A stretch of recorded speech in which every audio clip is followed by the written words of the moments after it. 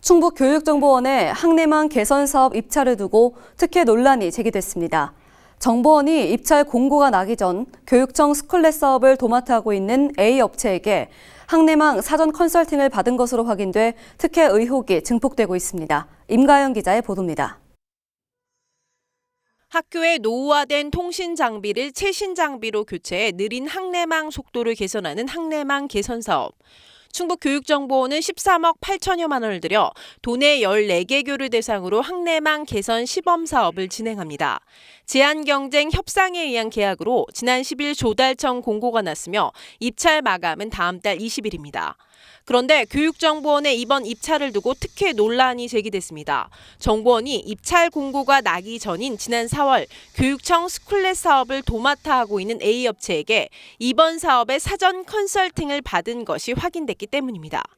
당시 중견기업인 A 업체는 지역 정보통신 업체에 의뢰해 학교 현장 실사를 벌인 것이 취재 결과 확인됐습니다. 관련 업계에서는 이미 A 업체가 해당 사업의 컨설팅을 맡은 이상 사전 입찰 정보를 얻는 데 용이했을 것이라는 주장입니다. 어떤 특정한 업체가 특정한 업체나 특정한 스펙을 고정을 해가는 건 사실 공무원이 잘못하는 거죠. 이에 대해 충북교육정보원은 A 업체의 컨설팅 결과를 이번 입찰 공고에 전혀 반영하지 않았다며 특혜 의혹을 부인했습니다. 또한 A 업체는 중견기업으로 13억 8천만 원인 이번 사업의 대상 자체가 되지 않아 문제될 게 없다는 입장입니다. 저희가 그 4월에 그 컨설팅을 저희한테 한번 해줬어요. 그 교육부도 시범 사업 하기 전에. 왜냐면은 저희 교육정보원 유지보수를 하고 있거든요.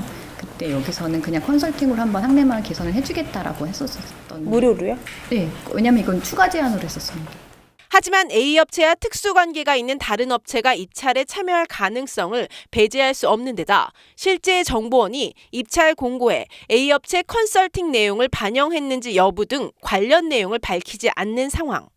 이를 두고 한 회계사는 입찰 공고가 나기 전 정보원이 관련 업계의 입찰 대상 현장이나 정보를 먼저 접근하게 한 것 자체가 문제라고 지적했습니다.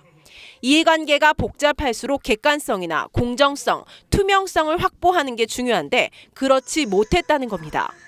또한 정보원이 지난 8월 9일부터 12일까지 도내 일부 업체들과 학교 현장 실사를 벌인 사실도 관련 업계의 반발을 사고 있습니다. 그들만의 게임이 된다는 거, 소수 특정 업체들만의 입찰이 된다는 거, 이게 굉장히 심각한 거죠. 이에 대해 충북교육정보원은 학교 인터넷 시설 유지 보수 업체 5곳과 학교 규모와 인터넷 회선을 확인한 것뿐이라고 밝혔습니다. HCN 뉴스 임가영입니다.